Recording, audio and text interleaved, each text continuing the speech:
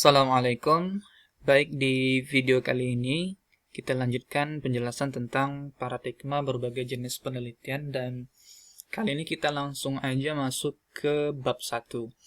Nah, di dalam struktur atau sistematika penulisan proposal dan skripsi yang ada di Fakultas Tarbiyah dan Keguruan Unix, kita punya teknis tersendiri yang mungkin berbeda dengan fakultas lain. Jadi, jangan disamakan dengan fakultas yang lain ya, kalau seandainya kalian coba untuk membandingkan atau coba untuk mengajukan komplain, bang kok di fakultas lain begini ya, karena masing-masing fakultas dia punya teknisnya yang berbeda sesuai dengan pertimbangan dari penyusun sistematika tersebut. Nah, di Tarbiyah atau di FTK ini bab 1 itu diantaranya berisi identifikasi masalah dan rumusan masalah ya yang ada di dalam proposal. Nah, pada bab 1, cara kita untuk mengenali paradigma berbagai jenis penelitian sesuai dengan yang ada di slide ini atau yang ada di layar ini, itu pertama kita lihat dari identifikasi masalahnya. Dan yang kedua ada di rumusan masalah. Nah, pada identifikasi masalah maksudnya adalah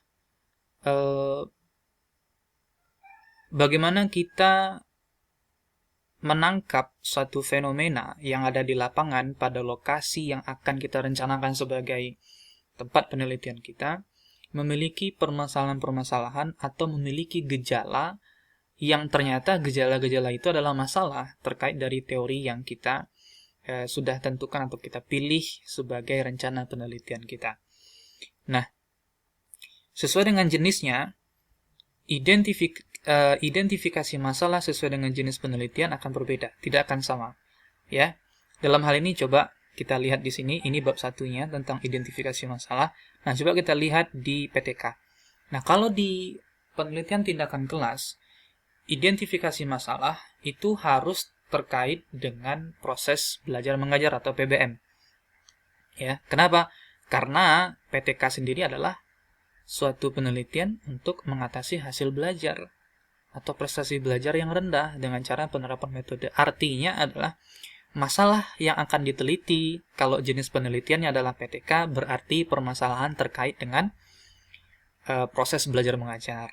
Jadi, kalau seandainya Anda berencana untuk mengajukan suatu perencanaan penelitian tindakan kelas, tetapi fenomena yang Anda teliti adalah lingkungan sosial sekolah, berarti nggak nyambung kan? Berarti tidak bisa untuk dilanjutkan. Atau diganti jenis penelitiannya, jangan PTK. Seperti itu. Jadi, kalau seandainya ingin meneliti tentang PTK, maka perhatikan di lokasi yang akan kalian rencanakan sebagai lokasi penelitian itu, ada permasalahan tentang hasil belajar atau enggak.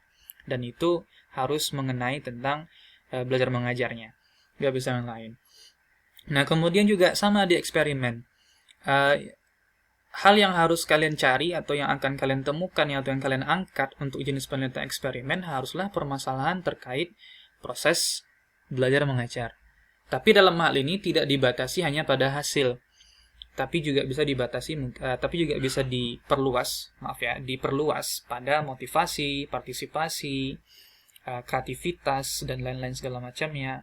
Dan kalaupun untuk hasil dan prestasi, kita bisa juga melihat apakah guru itu menerapkan metode yang variatif, menerapkan metode yang berkembang, metode yang aktual atau bagaimana.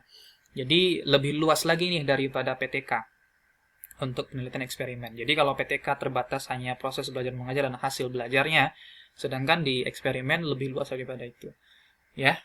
Kemudian yang untuk research and development ya masih terkait dengan pembelajaran, tapi lebih condong ke media yang digunakan. Jadi, aspek yang harus kalian ketengahkan dalam identifikasi masalah pada penelitian research and development adalah terkait dengan persoalan apakah media yang digunakan oleh guru untuk meningkatkan penguasaan pengetahuan siswa terhadap materi belajar cukup atau enggak. Kalau seandainya enggak cukup, baru bisa kalian angkat itu.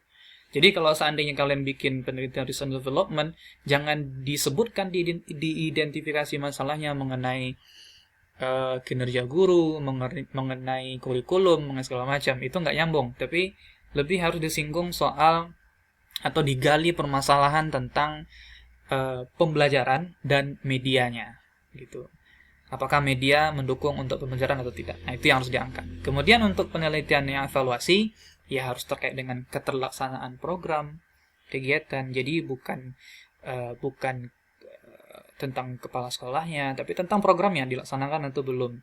Kalau dilaksanakan, siapa-siapa yang terlibat, dan apakah yang terlibat itu sudah menunjukkan kinerja yang baik terkait program atau tidak. Jadi jangan dibahas di luar dari itu. Jadi cara pertama kita untuk mengenali jenis satu penelitian adalah dilihat dari identifikasi masalahnya. Kalau terkait masalah hasil belajar dan proses belajar mengajar, berarti itu PTK. Itu ciri-ciri PTK. Jadi PTK, jangan kalian bikin persoalannya tentang persoalan research and development. Jangan kalian bikin diidentifikasi masalah untuk PTK, kalian bahas tentang penelitian, evaluasi, dan lain segala macamnya. Oke, begitu juga sebaliknya di yang lainnya. Nah, kemudian untuk di rumusan masalahnya, nah lebih spesifik sih ini lebih kepada wujud dari pertanyaan yang ditanyakan di dalam rumusan masalah itu.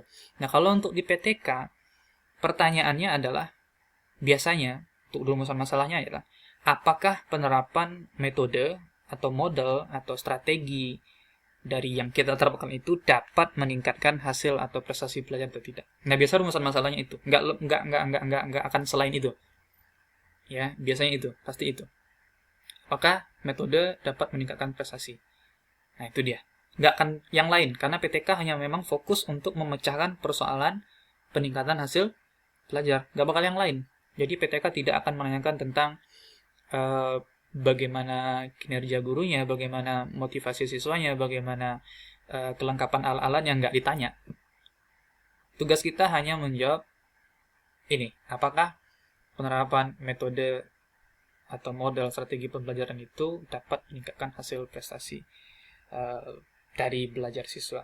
Nah, untuk penelitian eksperimen juga lebih sama. Di video sebelumnya sudah Bang sampaikan tentang bentuk-bentuknya di antara lain, apakah hasil atau prestasi belajar lebih baik dengan adanya penerapan metode atau model yang kita eksperimenkan ini, atau kita juga bisa membandingkan bagaimana yang lebih baik, metode A atau metode B dalam penerapan untuk meningkatkan motivasi belajar misalnya, dan lain semacamnya. Jadi eksperimen tidak sebatas hanya apakah dapat meningkatkan prestasi, tapi lebih dari itu, membandingkan nih mana yang prestasinya lebih baik, yang diterapkan metode A atau yang diterapkan metode B, ya kan? Atau hal yang seperti itu. Kemudian yang untuk penelitian research and development, ya biasanya sih rumusan masalahnya bagaimana kelayakan media, apakah media yang kita bikin, apakah sistem yang kita bikin sudah layak atau belum. Bagaimana respon dari sampel penelitiannya setelah media diterapkan? Adakah peningkatan prestasi? Adakah peningkatan motivasi terkait pembelajaran? Sesuai dengan tujuan kita membuat media. Ya kan? Rumusan masalahnya itu saja. Kemudian untuk penelitian evaluasi, ya bagaimana ketelaksanaannya dan bagaimana tingkat ketelaksanaannya. Setelah terlaksana atau belum, udah nih misalnya, oke terlaksana. Bagaimana kemudian tingkatnya? Tingkat keterlaksanaan dari suatu program itu atau kegiatan itu sukses atau tidak, bagus, sangat bagus, atau tidak bagus. Nah, jadi itu jenis-jenis rumusan masalah dan identifikasi masalah pada masing-masing jenis penelitian ketika kita ingin mengenali bagaimana paradigma masing-masing jenis penelitian itu bekerja. Jadi jangan dibolak-balik. Kalau kalian ingin membuat penelitian evaluasi, jangan pakai rumusan masalah yang modelnya sama seperti PTK. Jangan pakai yang rumusan masalahnya semodel atau segaya dengan penelitian eksperimen, karena nggak nyambung. Karena masing-masing dari penelitian itu punya tujuan tersendiri. Nah, lebih kurang itu penjelasan Abang untuk yang bab 1. Jika ada pertanyaan, boleh ditanyakan. Silahkan chat pribadi, atau kita bikin plot juga nanti mungkin di Classroom ya, biar ini. Oke, Assalamualaikum warahmatullahi wabarakatuh.